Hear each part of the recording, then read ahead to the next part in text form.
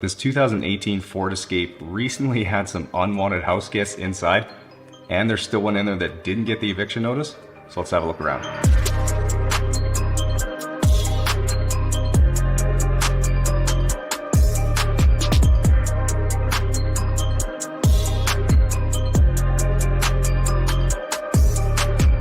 Alright guys, well obviously the first step here is to dispose of the body.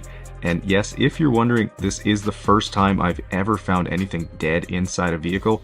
And then as you can imagine, the inside smelled disgusting, as I think the mouse had been there for about a week.